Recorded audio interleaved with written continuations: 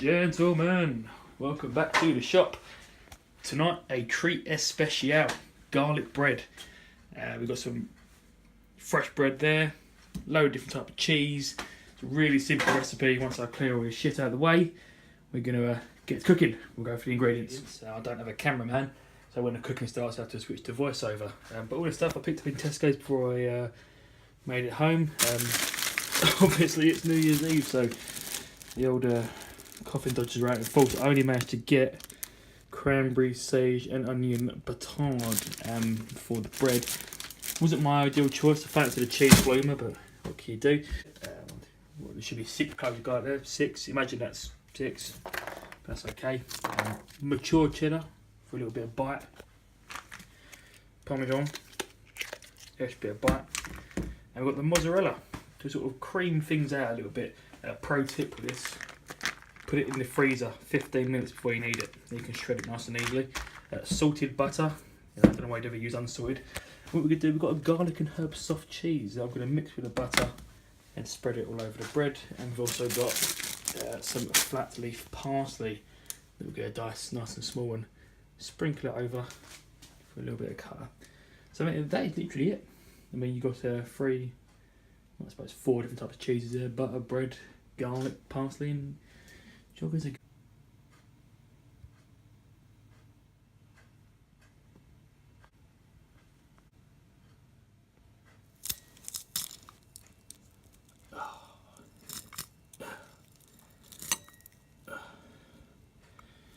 Beautiful. Tell you what, the smell of this garlic is just incredible when it's freshly pressed. Like a 16-year-old's face. But if I've got any hope of getting a New Year's Eve kiss, I better give it a miss. Doing voiceover is a bit of a pain, so I'm going to try and do as much commentary as I can, sort of in situ. So what we've got here, we've got our 6 cloves of garlic all pressed up. This is the soft cream cheese. It's not even cream cheese, is it? What is it? That soft, no, yeah, soft cheese. And this is the butter. This is the part where we mix it together and get our lovely. Oh shit! I don't really have any sort of specific measurements for this recipe. It's more just sort of eyeballing. But if you think what we're going to do, we're going to cut this loaf sort of in half that way. So it needs to have enough butter, enough spread to get a good layer of coverage. Do it that way. So I've done about half. I'll do a little bit more for the pot. I'll take about half of that stick of butter. And I'll take a good cream. I don't want it too much because it's quite garlicky. Add a little sip. We'll just give it a colour more than anything. Gonna pop in garlic.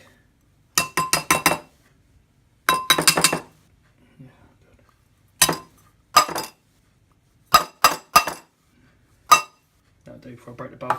Okay, give us a little mix and back to you. Okay, so what I did there was I just popped the concoction into a low oven for no more than 2 or 3 minutes, checking it constantly. And you don't want to be too liquidy, but I tell you what, the smell of this thing kicked up when I opened the oven door was just amazing. So we come now to the cheese. Creamfields, natural cheddar, Parmigiano Reggiano, mozzarella.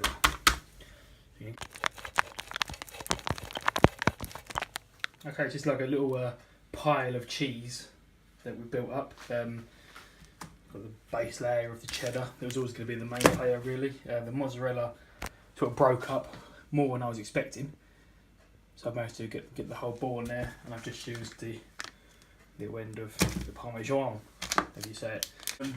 I've just found, I didn't know I had, some Emmental.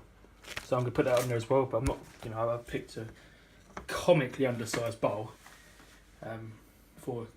to hold the cheese in, so that's my bad. But it looks like we're pretty much good to go. Right, this is where it gets a little bit deadly. The bread knife is literally vanished, different plane of existence. I'm having to use probably the sharpest knife in the world to sort of hack through this bread. And I'm not overly confident, TBH. There we go. I was not expecting it to look like that on the inside. I'm not, I don't even know what these red things.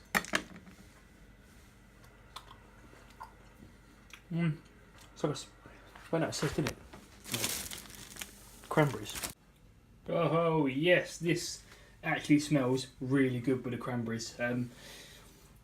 A little key point is this garlic buttery paste that we've got is really the absolute crux of our flavour. So don't be tight of it. Do you know what I mean? Get right up into the. You want to go crust to crust, crust to crust. Focus, you fuck.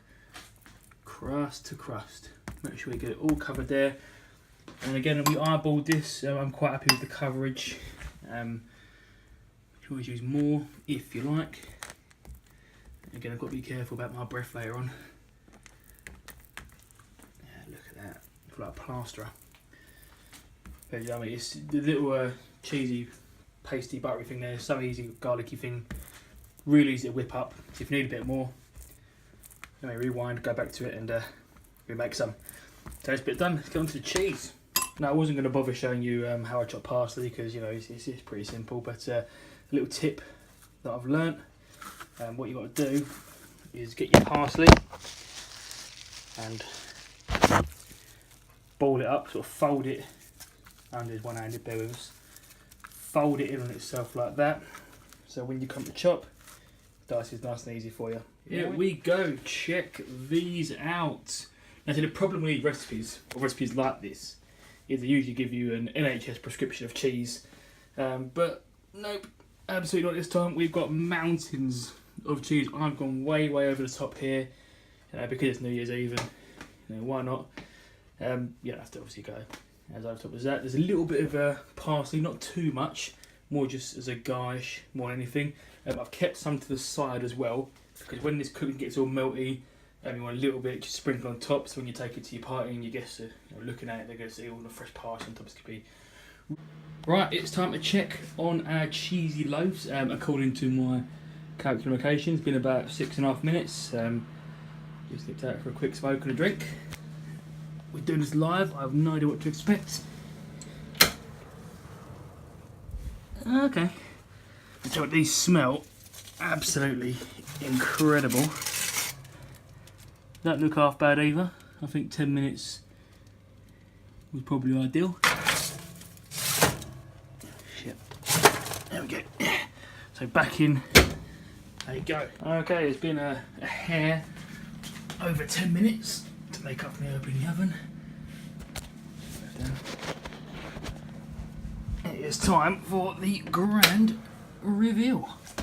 Now I'm very conscious of these overcooking and burning the bread, so stuck. There we go. So they're coming out. So it looks like we eyeballed the cheese remarkably well. I'm really happy with how these boys came out. Let's switch off. What we'll do, we'll try and get a cross section.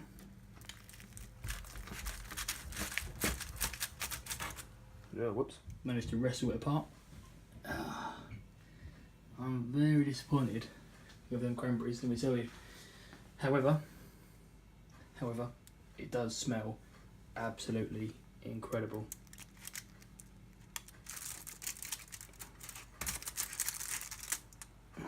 Don't mind if I do.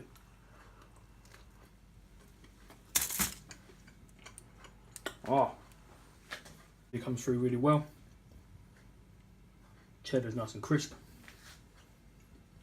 Tell you what, for a recipe that took me, 15-20 minutes, I'm impressed. So I'll put the recipe in the details below if you want to follow it by text.